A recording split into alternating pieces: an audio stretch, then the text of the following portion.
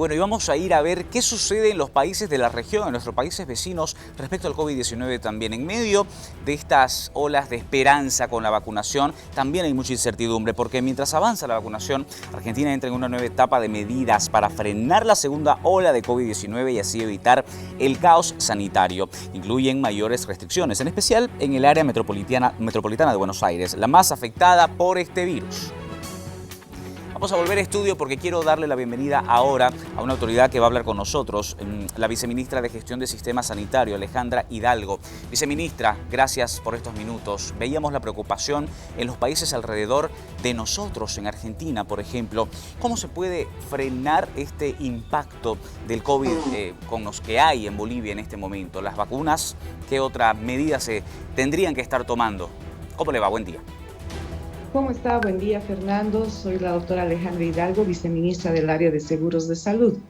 Bueno, verificando un poquito lo que usted menciona, nosotros como gobierno hemos ido estableciendo varias medidas, por ejemplo, con el tema de la vacuna, que se va inmunizando ahora a las personas mayores de 60 años. Hasta el día de ayer hemos ya llegado a un porcentaje del 74.2% en relación a la primera dosis aplicada, y de un total de 1.265.430 dosis.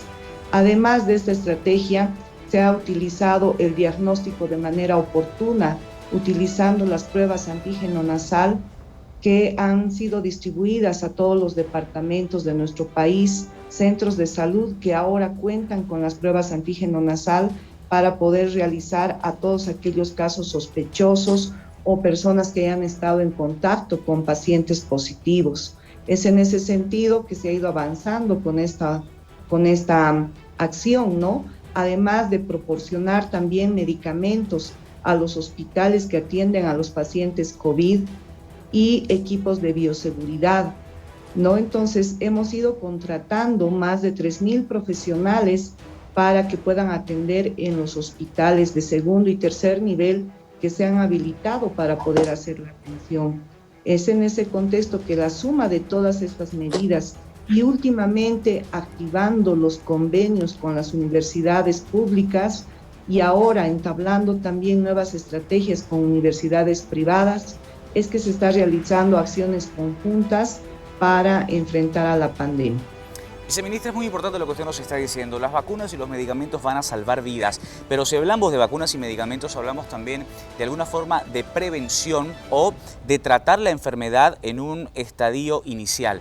¿Qué pasa o qué podría pasar con las personas que ya están en una situación complicada? En Santa Cruz la situación es muy delicada porque las terapias intensivas están en este momento saturadas, los ítems, que también es otro tema pendiente, pero básicamente me interesa mucho saber qué se va a hacer con el tema de las personas que necesitan terapia intensiva, por ejemplo. Sí, mire, mencionando el ejemplo de Santa Cruz, ¿no? El índice de ocupación de las camas para el área de hospitalización, por ejemplo, está hasta el día de ayer con un 36%, ¿sí? El índice de ocupación de las camas de terapia intensiva está por el 75%. El índice de ocupación de terapia intermedia está por el 85%. Eso quiere decir, si hacemos un análisis por número de camas de hospitalización, que de acuerdo al diagnóstico oportuno que vayamos realizando, ya podríamos internar a nuestros pacientes en el área de hospitalización. Eso es muy importante porque si nosotros ingresamos al área de hospitalización a nuestros pacientes y los tratamos de manera inmediata, evitaríamos que estos pacientes ingresen al área de terapia intensiva. Ese porcentaje entre terapia intensiva, que es el 75% que al día de ayer están los datos registrados, con un 36% en ocupación en las camas hospitalarias, evitaría también precisamente colapso de las unidades de terapia intensiva. No nos olvidemos que precisamente los pacientes cuando ingresan a terapia intensiva tienen una internación promedio entre 21 días a 30 días.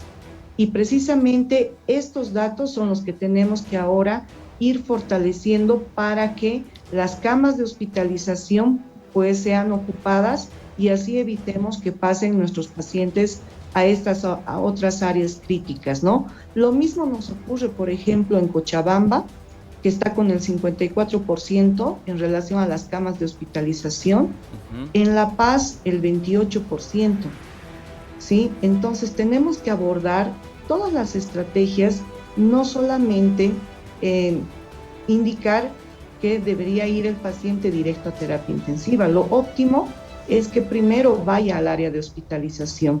Por eso es importante el tema del diagnóstico oportuno y temprano.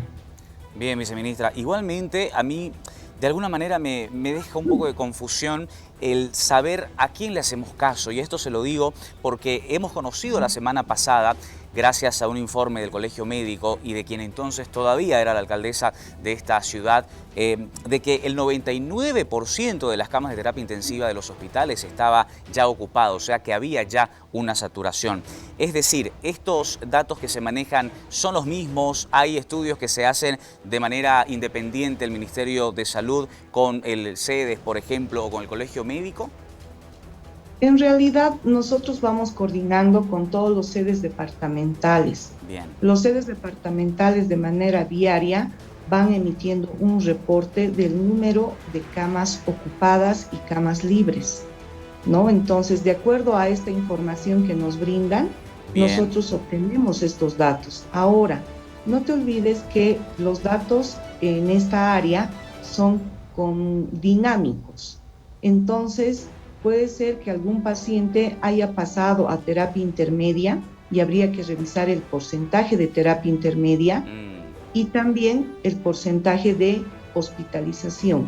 Bien. Entonces, estos datos no son estáticos. Eso es algo importante que se tiene que considerar. Bien. Todos los datos son producidos y generados de manera diaria, ¿no? Bien, viceministra. Quisiera finalizar, por favor, este tiempo consultándole sobre este suero producido en nuestro país, del que se habla, que se aplica en una etapa inicial de COVID-19. ¿Nos podría contar un poco al respecto, por favor? Sí, todavía los especialistas del área están haciendo la verificación del mismo, están haciendo las reuniones de análisis para poder emitir la recomendación correspondiente. Entonces, considero que en las siguientes horas van a establecer algún tipo de comunicación al respecto, ¿no? Todavía están en ese trabajo. Bien, viceministra, le quiero agradecer su tiempo y por favor unas palabras de recomendación a la ciudadanía que hoy nos está viendo. Es importante mantener las medidas de bioseguridad.